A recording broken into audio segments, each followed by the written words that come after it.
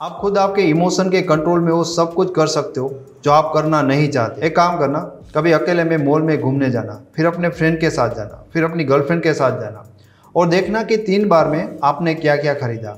जब आप फ्रेंड या गर्लफ्रेंड के साथ होंगे तब आपकी शॉपिंग करने की पॉसिबिलिटी सबसे ज़्यादा रहेगी और सबसे अधिक पॉसिबिलिटी तो आपकी गर्लफ्रेंड के साथ होती है। एज ए रिलेशनशिप कोच मैंने काफ़ी लोगों के मुंह से ये सुना है कि मैं स्टार्टिंग में बिल्कुल भी सीरियस नहीं था, मुझे खुद पता नहीं इस इंसान के प्यार में कैसे आगे बढ़ गया।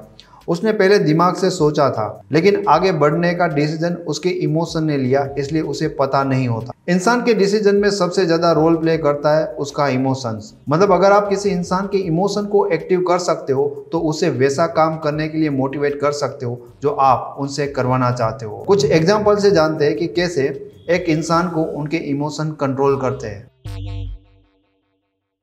सबसे पहला एग्जाम्पल कि पीपल लव चैलेंज। लोगों को ना चैलेंज बहुत अच्छा लगता है, जहां पर उनके लिए चीजें एकदम आसान होती है। फिर उनके लिए वो चीजें करना कितनी भी जरूरी क्यों ना हो, लेकिन वो आसान है तो उनको मोटिवेट नहीं करेंगे। अगर उनके लिए वो चीज़ इतनी भी इम्पोर्टेंट नहीं है लेकिन वहाँ पर थोड़ा ज़्यादा ना चैलेंज मिलता है तो वो चीज़ अपने आप में उनका करने का मन करता है, क्योंकि वो चीज़ें ना उनको मोटिवेट करती है। आप किसी इंसान को बोल दो कि तुझसे होगा नहीं, भले वो इंसान वो चीज़ करे ना करे वो बात की बात है, लेकिन उनके मन में एक बार तो ये बात आती है कि इसको करके दिखा देना है। ये वो चीज़ ना मोटिवेट करती है कि कोई आपको चैलेंज करे।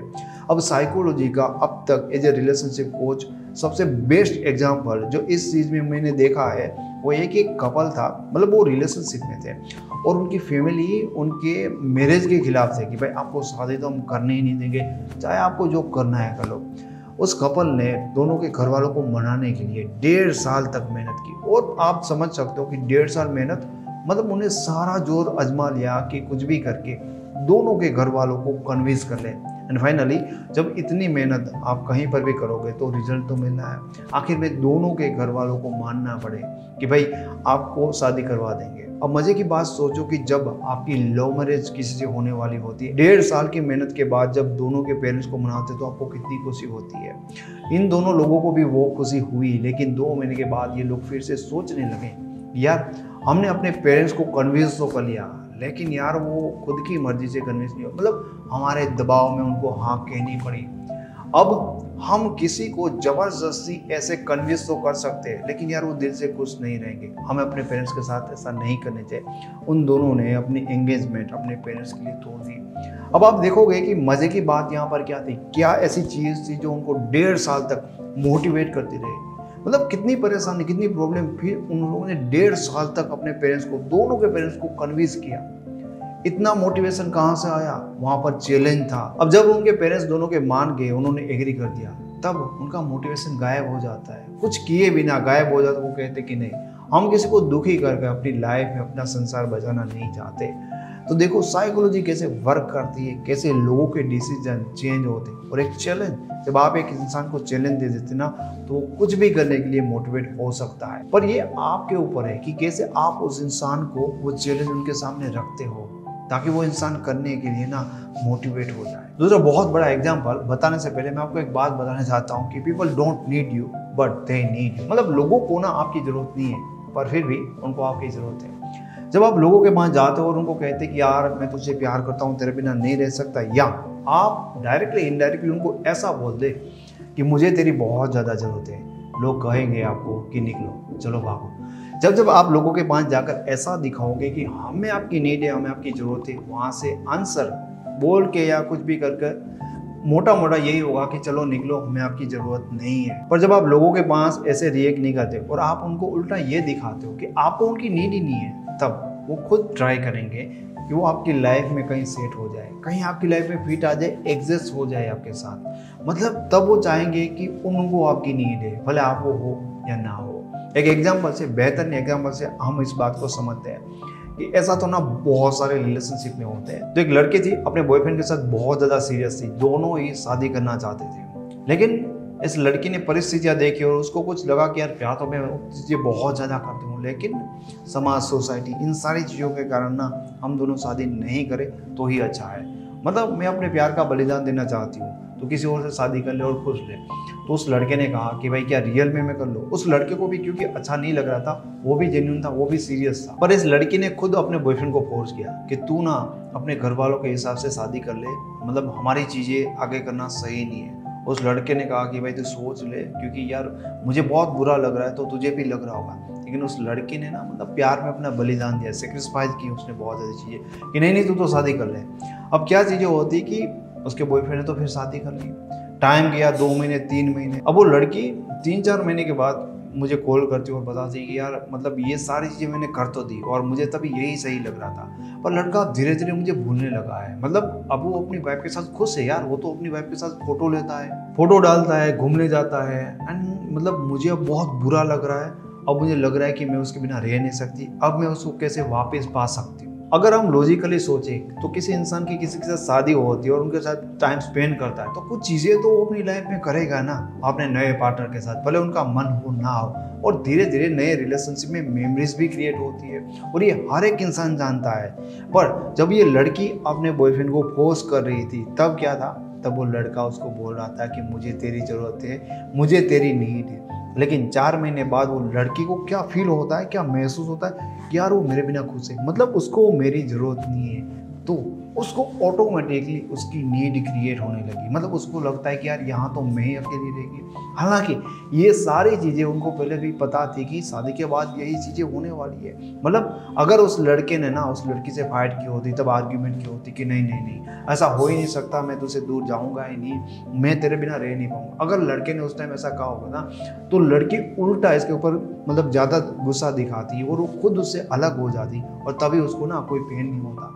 लेकिन जब उसने देखा कि लड़के को अब उसकी कोई नीड नहीं रही है तब वो परेशान होने लगी। और ऐसे बहुत सारे लोग होते हैं जो एक टाइम पे रिलेशनशिप में खुद अपने पार्टनर को छोड़ देते हैं, लेकिन 2-4 महीने बाद जब उनके पार्टनर को कोई और मिल जाता है या वैसे ही वो मूव ऑन कर जाते हैं स्पेशली, तब वो ऑब्जर्व करते हैं कि यार ये तो मतलब अपनी लाइफ में खुश है, मतलब भूल गया होगा क्या। क्योंकि हमेशा लोग ये चाहते हैं कि हमेशा आप उनके गम में ही रहो। अगर आपने ये दिखा दिया कि आपको उनकी ज़रूरत नहीं है तो उनको ना आपकी ज़रूरत होना स्टार्ट हो जाएगा। लेकिन आप दिखाओगे कि आपको उनकी नीड है, वो कहेंगे बाय बाय। तीसरा बहुत बड़ा एग्जांपल इमोशनली इंडिपेंडेंट और इमोशनली किसी के ऊपर डिपेंड होने का। इमोशनली डिपेंड होने का मतलब कि आप किसी इंसान के साथ रिलेशनशिप में हो, आप अगर उनके ऊपर डिपेंड हो इमोशनली तो आपकी खुशी, आपकी हैप्पीनेस उस इंसान के हाथ में है।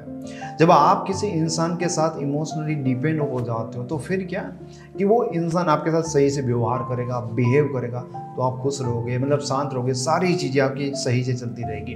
पर वो इंसान इग्नोर कर रहा है, वो सही से बात नहीं कर रहा है तो आप अपनी लाइफ में बड़े ही परेशान होने रहते हो, आप अपनी लाइफ में एकदम दुखी परेशान रहने लगते हो। अब जनरली ऐसा मैंने बहुत सारे लोगों के रिलेशनशिप में देखा है, ज़्यादातर मैरिज के बाद लोगों के साथ ये प्रॉब्लम आता है।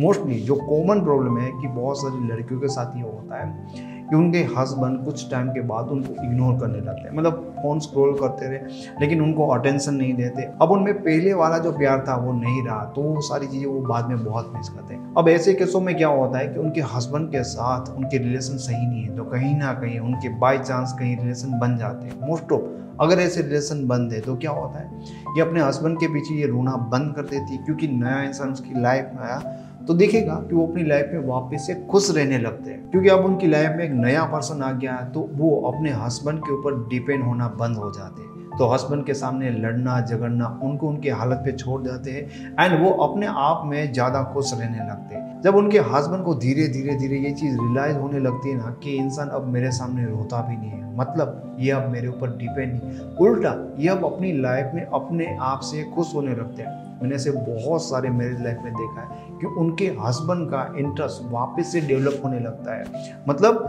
कि अगर आप किसी इंसान के सामने रहो, आप उनके ऊपर डिपेंड हो जाओ तो उनका इंटरेस्ट खत्म होता है।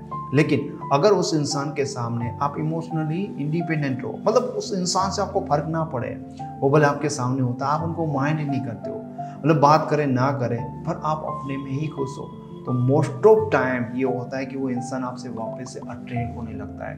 मतलब जहाँ इमोशनली आप उनके ऊपर डिपेंड हो गए, अपने इमोशन के कंट्रोल उनको दे दिए, फिर वो आपसे कभी अट्रैक्ट नहीं होगा। उस इंसान का आप में इंटरेस्ट मर जाएगा एकदम से। पर उस इंसान के साथ रहकर भी आप उनको ये दिखाते हो कि भाई हम आपके ऊपर डिपेंड नहीं, उनका इंटरेस्ट हमेशा आप में बनता रहेगा। चौथा सबसे बड़ा एग्जाम्पल कि मोस्ट ऑफ लोग ऐसे लोगों को पसंद करते, ऐसे लोगों को प्यार करते हैं जो उनको वैल्यू नहीं देते, उनको इग्नोर करते या उनको छोड़ देते हैं। हमें ना सबसे ज़्यादा वो इंसान पसंद आएगा, हम सबसे ज़्यादा उस इंसान को प्यार करेंगे जिसमें हम खुद से ज़्यादा कुछ बेहतर समझ सके, खुद से बेहतर उसमें कुछ देख सके, खुद से बेहतर उसमें कुछ फाइंड कर सके। हमें लगता है कि यार ये इंसान में ना मुझे कुछ अच्छी चीज़ है, मतलब मुझसे बेहतर है, तो हमें ना उस इंसान में कुछ ना कुछ पसंद आएगा, हमें उस इंसान से प्यार होगा।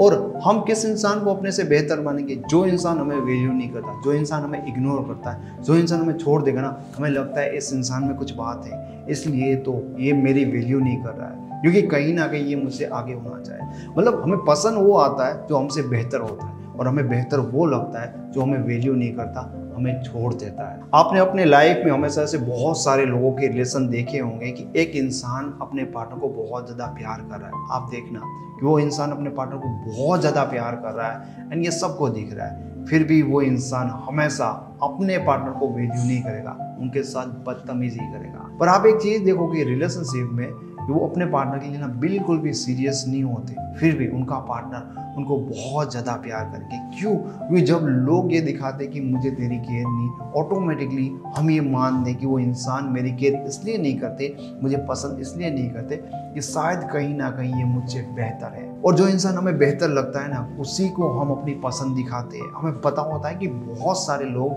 हमें प्यार करते हैं, हमें पसंद करते हैं, लेकिन कभी भी वो हमारी पसंद नहीं बन पाएंगे, क्योंकि वो हमारे सामने झुक रहे हैं, क्योंकि कहीं ना कहीं वो ये दिखा रहे हैं कि आप मेरे लिए वैल्यूबल हो। तो हमारे लिए वो कोई वैल्यूबल नहीं बनता, हमारे लिए हमेशा वैल्यूबल वो बना रहेगा जो हमें इग्नोर करे, जो हमें रुलाए, जो हमें छोड़कर चला जाए। हमें कभी वो इंसान दिखाई नहीं देगा या उनकी इंपॉर्टेंस समझ में नहीं आएगा जो हमारे लिए रोता रहता है। हमें सिर्फ वही इंसान दिखाई देगा या उनकी इंपॉर्टेंस समझ में आएगी जो इंसान हमारी वैल्यू नहीं करता। हमारे इमोशन हमेशा उस इंसान को ही फॉलो करेंगे जो इंसान हमें रिजेक्ट करता है, जो खुद हमें उनके लायक नहीं समझता। इसीलिए हम मोटिवेट होते और उनके पीछे भागते रहते हैं। तो मैं उम्मीद करता हूँ कि आपको वीडियो पसंद आया होगा। Thank you so much.